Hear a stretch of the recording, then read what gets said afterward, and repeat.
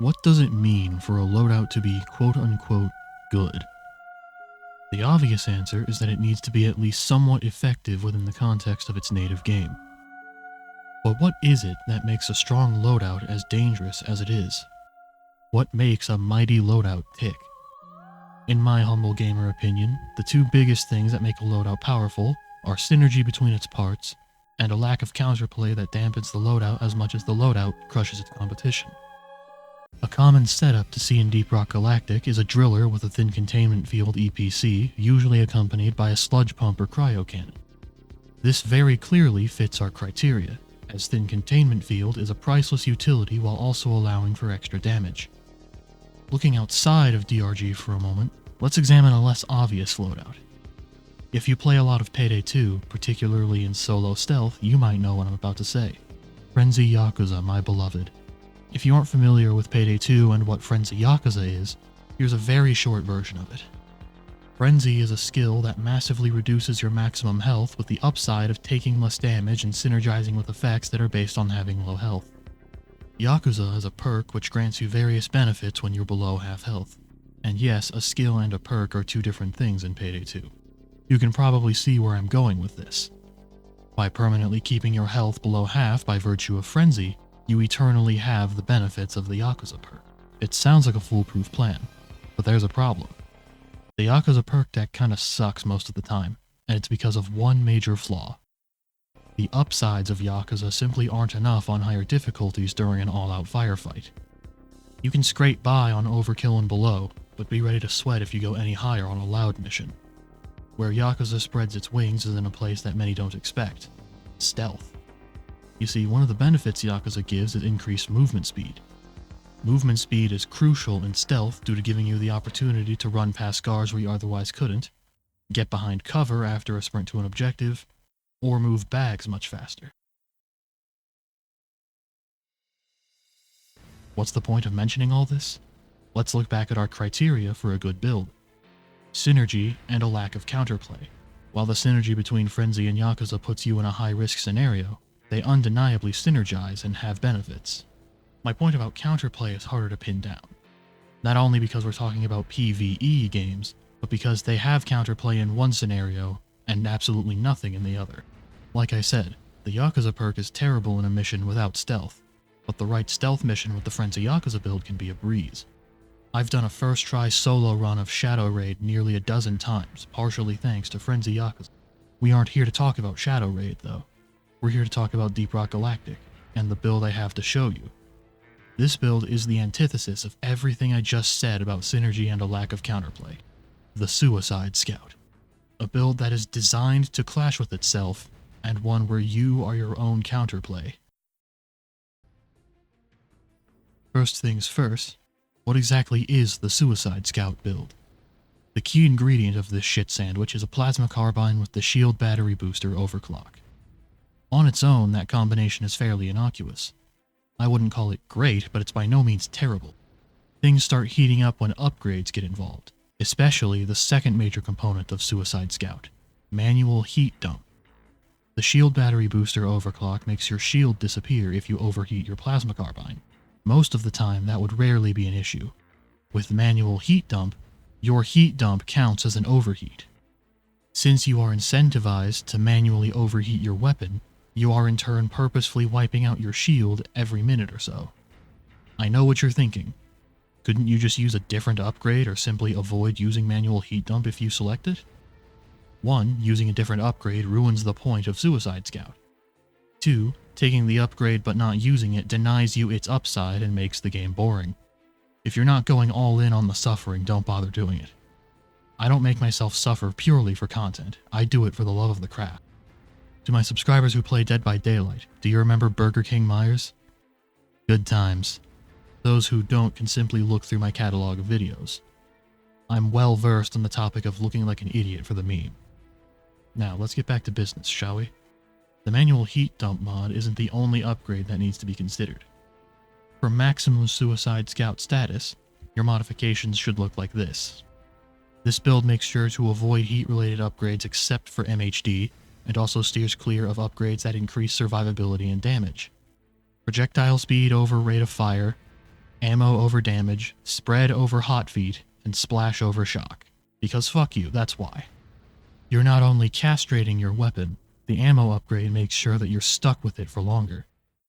At this point in time, you might think that you'll use your secondary as a crutch. Did you really think it would be that easy to escape my wrath? Whoa, ammo-deficient shotgun be upon ye. On paper, the GigaChad low-ammo boomstick might seem like a good thing due to dealing tons of damage. However, it means that you're stuck with a risky close-range option and a terrible long-range option. A rock and stone and a hard place. Oh, and don't think that the shotgun is safe from terrible upgrade plague. Double trigger upgrade and the double barrel overclock to render an upgrade literally useless, with the rest of the upgrades being picked to avoid extra ammo and extra damage when possible. Because fuck you, that's why. You know what Suicide Scout is. The next logical step is to find out how it is. It sucks. Thanks for watching. If you genuinely had to think about the result of running this build, I'm going to assume that you took the short drop pod to Dwarf School. However, it is, big air quotes, usable, and even has a very specific set of upsides. Those upsides could be emulated through other builds with the Plasma Carbine, but they're here, so I suggest you use them. If you use this build on Hazard 4 or above, there's a very high likelihood that you'll sweat bullets to simply start an objective.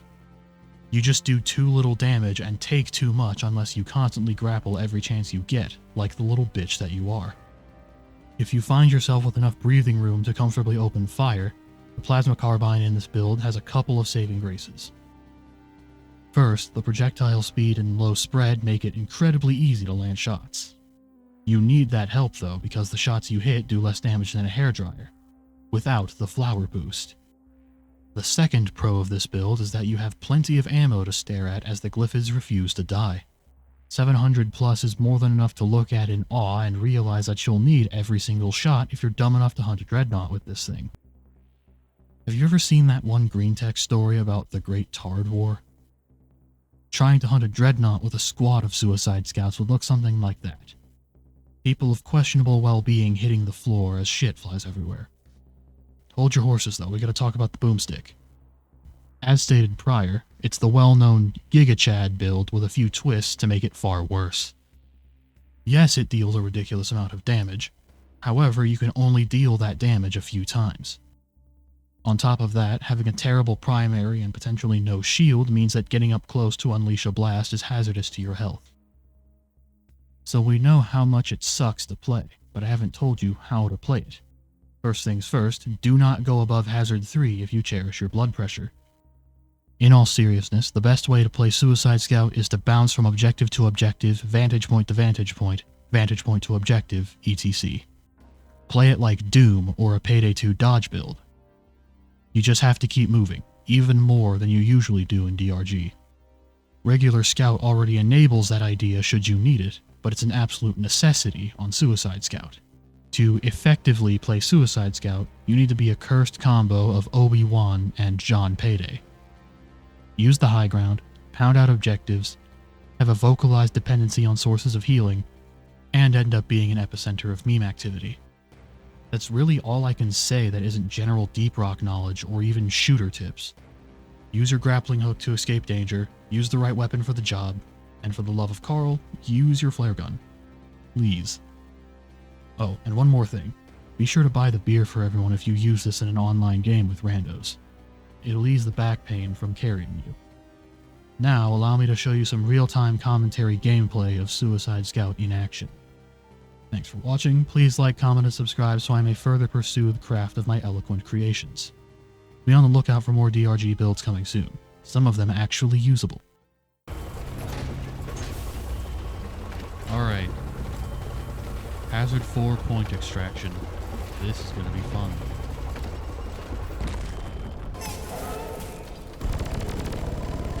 Oh, Scorpion. Okay, I just did that one to myself. That was just completely me being a doofus. Whoopsies. Takes full frontal assault with half the heat meter to kill a grunt. That is not okay. Fuck. Hey look, something this build's good at.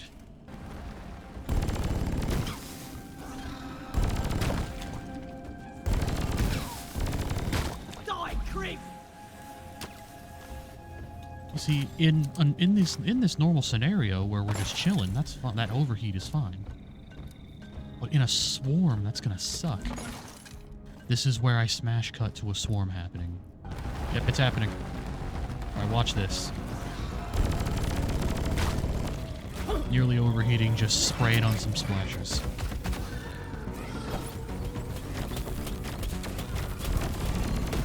Squash him!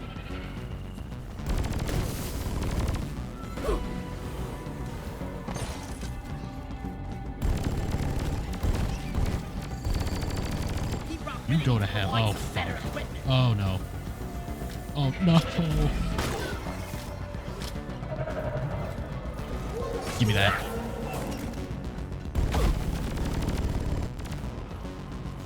Oh, no.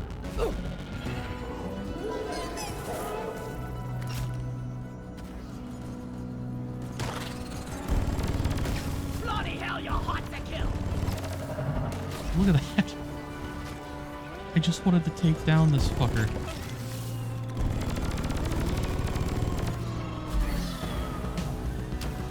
Sucks. This fucking sucks.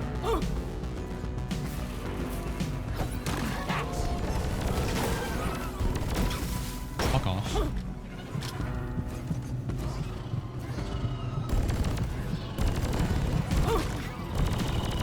Overheated!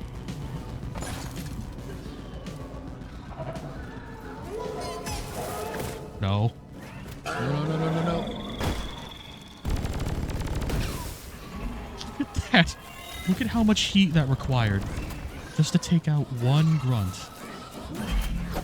What goes around comes around. Ah, shit.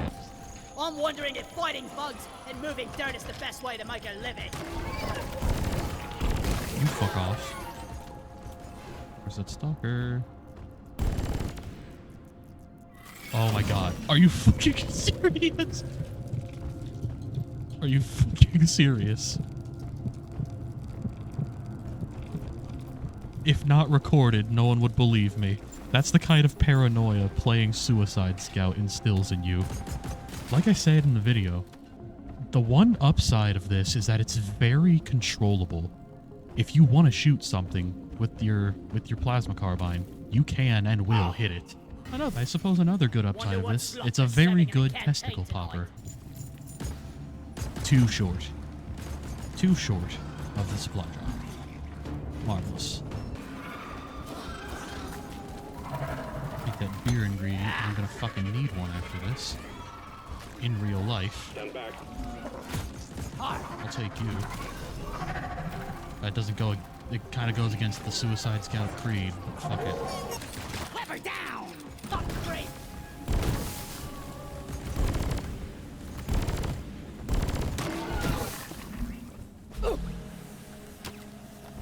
It's fucking awful. Here we go. That goddamn overheating!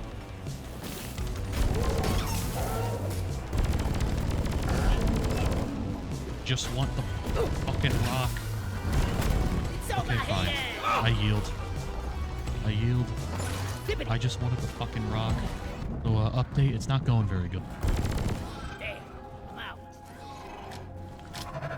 This is very much overkill, but I have no other option. It didn't even do that much. Nice. There we go. That's more like it. And more spawn right after. I think it's about time we get out of here. And there's an...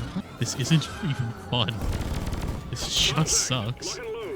Well, hey, look, we have a shield. Probably not for much longer.